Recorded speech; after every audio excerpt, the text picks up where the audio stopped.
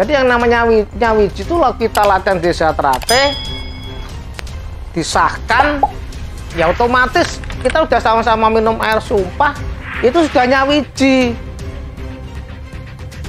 sudah jadi satu. Kalau tiba-tiba ada kalimat sekarang Nyawiji, saya bingung loh. Nah, terus kemarin apa namanya kalau sudah disahkan? Kok sekarang dikatakan Nyawiji? Ini lucu lagi.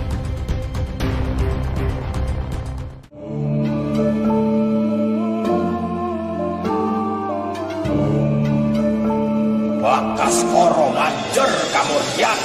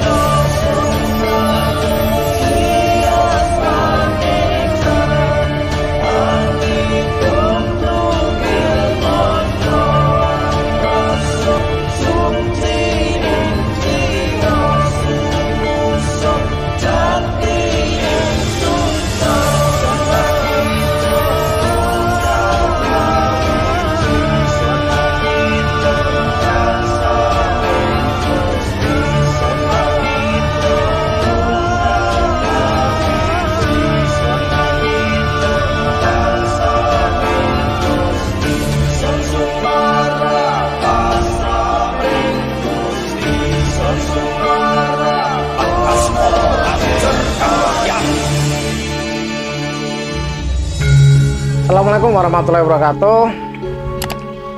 Selamat sore, salam sejahtera untuk kita semuanya, saudara-saudara saya, warga persaudaraan Jati Trate, Pusat Madiun. Ketemu lagi dengan saya, Sujarwo, yang mana kemarin udah kita sampaikan bahwa saya adalah pelaku sejarah di mana perjalanan Pamter, kemarin saya ceritakan Pamter dengan Korlap diketemukan di Jombang, di mana pertemuan itu dikarenakan ada semacam miskomunikasi, salah paham. Karena diketemukan di situ terjadi seperti perdamaian antara Pamter dengan tulislah kesepakatan-kesepakatan, yang mana kesepakatan itu sampai sekarang ada yang belum dilaksanakan oleh beliau-beliau yang menyatakan siap untuk memohon maaf ke Padepokan. Ada yang ngomong ingin mencium tanah atau sujud di Padepokan. Nggak perlu saya sebutkan namanya, itu merupakan sejarah bagaimana antara Pamter dengan Korlap waktu itu ketemu. Nah, setelah itu ada semacam peristiwa yang sangat luar biasa, yaitu diadakannya Parloh 2016. Sebelum terjadi Parloh, ada semacam unjuk rasa, demo, Padepokan. Memang di alam demokrasi unjuk rasa boleh, demo boleh, tapi harusnya dengan cara-cara yang lebih santun. Jadi ada yang teriak-teriak, ada yang mencaci maki, menghujat. Itu bukan jiwa seorang pendekar Jati Trate. Ini kami sayangkan. Itu menghujat, apalagi hal yang dihujat adalah sesepuh kita.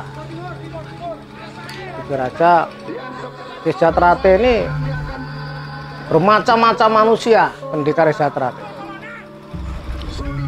Ada yang nakal, ada yang alim. Semua nggak kelihatan karena tertutup oleh sopan santun dan etika yang sangat luar biasa, budi pekerti luhur yang sangat luar biasa. Kenakalan dulu-dulu kita di jalanan itu tertutup dengan sopan santun yang adat sopan santun di Desa Trate yang sangat luar biasa. Jadi kalau sampai padepokan dicoret-coret, terus yang terakhir kali dijebol, menganiaya saudara sendiri, ini yang benar-benar sangat keterlaluan. Saya yakin ajaran Budi Luhur di Desa Trate nggak seperti itu, apalagi itu saudara kita. Ada saudara tua kita itu sudah almarhum, sekarang ikut dipentung, digebuk, dengan bangganya mukuli saudaranya, teriak-teriak. Ini yang sangat memprihatinkan. Saya tidak tahu dibalik gerakan itu siapa. Jadi sangat disayangkan kalau seorang pendekar sejati Trate membuat suatu gerakan yang gerakan itu menonjolkan kekerasan. Nah, ini yang kami sangat tidak simpati, sangat tidak setuju. Saya sebagai pendekar sejati Trate, yang mana saya waktu itu membuat suatu perkumpulan yang namanya pengamanan Trate, di mana pengamanan Trate itu tujuannya sudah saya sampaikan kemarin. Salah satunya mengamankan padepokan, aset, organisasi. Di situ kita sangat serius untuk mendidik mereka menjadi orang yang baik, baik untuk orang lain maupun baik untuk saudara sendiri. Nah, pemukulan-pemukulan yang dilakukan oleh mereka kepada saudara sendiri, ini membuat kita orang-orang Panther itu waktu itu kaget, kok bisa ya seperti itu. Itu sebetulnya orang Desa Trate atau bukan? Kok sampai menganiaya saudara sendiri, sampai berdarah-darah, sampai kepalanya bocor, merusak padepokan. Ini tidak memancarkan jiwa seorang pendekar yang berbudi luhur. Ngaji maki aja udah nggak boleh. Seperti saya dengan Mas Tarmaji pernah tidak sepaham, saya terjadi crash, tapi saya menyampaikan kepada Mas Maji ketidakpuasan saya dengan cara empat mata, bukan terus saya teriak-teriak di padepokan mencaci maki Mas Maji. Nggak boleh. Di Desa Trate seperti apapun nggak boleh seperti itu. Itulah didikan sejati Trate. Kalau kita tidak pas perasaan kita dengan keputusan seorang senior, seorang sesepuh, ya kita datang aja sendirian, sampaikan kepada senior kita apa ganjalannya. Nah, tentunya akan menjadi masukan. Usulan pun juga tidak harus usulan itu harus diterima, tidak. Karena mungkin seorang senior itu ada pertimbangan-pertimbangan lain yang kepentingannya lebih besar. Seperti peristiwa yang telah terjadi, di mana ada rombongan, tulisan rombongan manten. Terus rombongan manten itu ternyata adalah oknum-oknum. Saya nggak tahu itu warga Desa Trate dari mana, atau itu dari perguruan lain atau dari organisasi apa, saya tidak tahu. Yang jelas di situ ada tulisan di bis itu rombongan manten, dan saya yakin kalau perguruan lain nggak akan mau melakukan itu. Perguruan lain dengan Desa Trate sangat guyup rukun. Nah, rombongan manten turun, nggak taunya jebol pintu padepokan, menganiaya dulur dewe, terus merusak padepokan. Nah, seperti ini sangat kita sayangkan. apakah ini didikan Sidratarate? Kok bisa terjadi seperti itu? Siapa dibalik semua itu? Kasihan sebetulnya adik-adik itu hanya dipakai untuk alat. Jadi ayolah yang memang merasa salah, datang minta maaf kepada dulur-dulur atau sesepuh yang ada di Padepokan. Kalau seorang satria, dia akan mengakui, ya Mas, saya salah. Saya akan menemui pengurus pusat atau siapapun yang dipercaya oleh pusat untuk mewakili. Jadi itu seorang pendekar nggak ada didikan merusak, memukul itu bukan didikan Sidratarate. Memukuli apalagi saudara sendiri. Nah ini kalau memang masih punya jiwa satria, jiwa kependekaran, silakan datang ke Padepokan untuk menghadap siapapun yang kira-kira diberi tugas untuk menemui. Jadi minta maaf. Orang minta maaf bukan berarti orang itu asor, orang itu rendah. Tidak, justru itu menunjukkan seorang yang punya jiwa satria, derajatnya lebih tinggi daripada orang yang jadi pengecut. Itu pesan dari saya. Saya lebih bangga melihat seseorang dengan tulus ikhlas melaksanakan apa yang sudah saya sarankan. Mungkin mereka lupa sehingga saya memberikan saran. Lupa kalau iya saya salah. Dan tidak usah saling menyalahkan si A, si B, si C. Coba introspeksi pada diri sendiri. Tanya pada hatimu. Apa yang pernah saya lakukan? Apa yang pernah saya perbuat kepada orang lain? Nah, itu namanya orang setia hati berarti. Nah, terus ini kembali setelah Parloh 2016. Di saat Parloh itu juga ada demo unjuk rasa di luar gedung. Waktu itu saya dengan Mas Sidik, terus dengan siapa lagi ya sudah lupa, saya ikut menangani unjuk rasa itu di saat Parloh 2016. Kita masukkan dalam gedung, kita ajak ngomong, bicara. Saya juga tidak tahu tiba-tiba kok ada unjuk rasa seperti itu siapa yang mendesain. Yang tahu Allah alam. Jadi saya tidak mau menebar fitnah, saya tidak mau menebarkan ucapan-ucapan yang tidak baik, mendiskreditkan orang lain, saya nggak mau. Setelah 2016 Parloh jadi, ya jadi siapa? Ya jadi Mas Taufik. Tentunya cabang-cabang juga bertanya-tanya, loh kok bisa Mas Taufik? Padahal hitungannya sekian, dapatnya sekian. Nah itu saya nggak mau ngurusi masalah itu. Nah jelas siapapun jadi waktu itu harus kita junjung tinggi, harus kita hormati, harus kita dukung. Nah terjadilah suatu peristiwa yang mengakibatkan perhatian cabang-cabang se-Indonesia. Di saat itu di Sleman, waktu itu ketua cabangnya saudara Bimo, ketua cabang Sleman,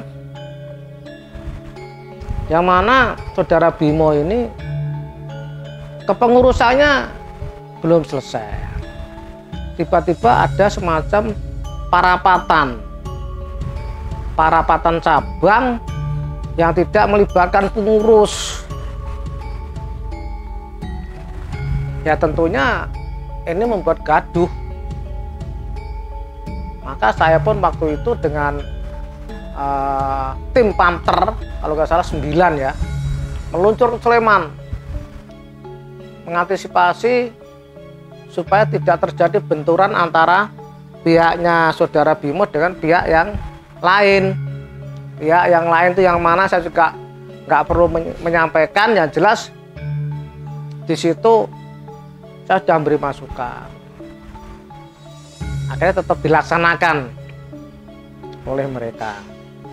Nah, perapatan cabang di Sleman inilah yang membias ke seluruh tanah air. Akan terjadi keributan, kegaduhan dalam persaudaraan Dadi Trate. Nah, setelah itu muncul lagi cabang-cabang. Saya tidak tahu itu bagaimana, karena saya tidak urusan dengan masalah itu. Cuman saya selaku warga Dadi Trate tentunya menyayangkan. Seharusnya terjadi setelah mubes yang diinginkan oleh saudara-saudara saya waktu itu yang unjuk rasa, diadakan mubes. Setelah mubes harusnya sudah nyaman, tenang, damai. Ini tidak, muncul cabang, saya nggak ngerti ini gimana kok kayak gini. Karena itu bukan urusan saya untuk ngurusi cabang, ya saya diam aja. Saya diam, hanya melihat. Makin lama gak karu-karuan, malah padepokan dijebol, terjadi penganiayaan yang sangat kita sayangkan. Kita diketawakan oleh orang-orang yang tidak senang dengan Dadi Trate. Jujur saja, saya selaku warga Dadi Trate yang dilahirkan di Madiun, digembleng di Madiun, ya saya tetap loyal kepada Setiasti Trate Pusat Madiun. Dan ini ada kalimat nyawiji. Saya tidak menyalahkan, apapun yang dikatakan itu hak mereka. Jadi yang namanya nyawiji itu, kalau kita latihan Desa Trate disahkan, ya otomatis kita udah sama-sama minum air sumpah, itu sudah nyawiji, sudah jadi satu. Kalau tiba-tiba ada kalimat sekarang nyawiji, saya bingung loh. Nah, terus kemarin apa namanya kalau sudah disahkan? Kok sekarang dikatakan nyawiji? Ini lucu lagi. Betulnya begini loh, simpel aja. Mas, saya salah, saya kilap. Saya mau izin untuk merapat, mau izin untuk masuk lagi ke PSHT Parloh 17. Saya kira nggak ada masalah. Wong itu juga orang-orang Desa Trate. Saya yakin adik-adik di bawah itu nggak salah, nggak ngerti. Mereka hanya ikut-ikutan. Nah, tentunya ada semacam proses, kriteria bagaimana supaya mereka bisa kembali ke pangkuan PSHT Pusat Madiun, yang tentunya padepokannya Jalan Merak nomor 10. Dan itu sudah ada tim yang menangani. Kalau saya apa sih yang nyawiji? Orang nyawiji itu sudah disahkan, ya berarti itu otomatis nyawiji. Saya dengan dulu-dulu yang lain, begitu minum air sumpah, ya sudah, itu berarti saudara saya. Kadang-kadang saya juga bingung, yang nyawiji apanya gitu. Jadi tolong untuk saudara-saudara saya dimanapun juga berada, sebetulnya nama saudara itu bukan cuma saudara Desa Trate ya. Ya, dengan orang lain pun kalau itu orang baik, saya anggap saudara juga bisa. Tapi beda, Desa Trate ini kan kalau belum minum air sumpah, ya itu belum dikatakan warga, belum dikatakan sedulurku gitu. Itu dari saya. Jadi saya mohon maaf secara pribadi. Apa yang saya sampaikan adalah apa yang saya ketahui, yang saya dengar dan saya lihat. Saya tidak punya hobi, tidak punya kepandaian untuk memutarbalikkan fakta. A saya omongkan B, B saya omongkan C, terus umpamanya panter dimanfaatkan oleh seseorang untuk kepentingan kelompok, golongan atau pribadi, saya enggak seperti itu. Insya Allah jiwa saya bagaimana Isha Trate ini jadi besar, ajaran budi pekerti luhur itu bisa disampaikan kepada adik-adik siswa sehingga menjadi warga-warga yang baik, yang punya etika, yang punya sopan santun. Nakal wajar namanya pendidikan, tapi nakal pakai aturan, nggak nakal sembarangan. Dan etika sopan santun itu adalah tetap yang nomor satu. Kalau orang pintar nggak punya etika ya nggak ada artinya. Orang yang tidak pintar tapi punya etika sopan santun yang tinggi, budi pekerti yang luhur, itulah yang diinginkan oleh masyarakat. Bukan berarti orang pintar nggak diinginkan, ya diinginkan, tapi jangan sampai minter-minteri, ini yang repot. Terus pesan saya pada para pelatih di lapangan, saya hormat pada panjenengan semua. Tanpa pelatih Isha Trate nggak akan berkembang. Saya mohon baik ranting dan cabang untuk pelatih agar lebih diperhatikan lagi. Itu yang pertama. Yang kedua, saya masih melihat ada anak SD kelas 6 disahkan. Saya prihatin, tolonglah jaga nama Isha Trate ini dengan tidak mengesahkan adik-adik yang masih muda, masih SD kelas 6, SMP kelas 1 masih kecil-kecil disahkan. Ini kasihan nanti kalau mereka sudah jadi warga. Saya kira itu pesan dari saya, dan mohon maaf apabila ada perkataan dan kalimat yang kurang berkenan di hati saudara-saudara saya.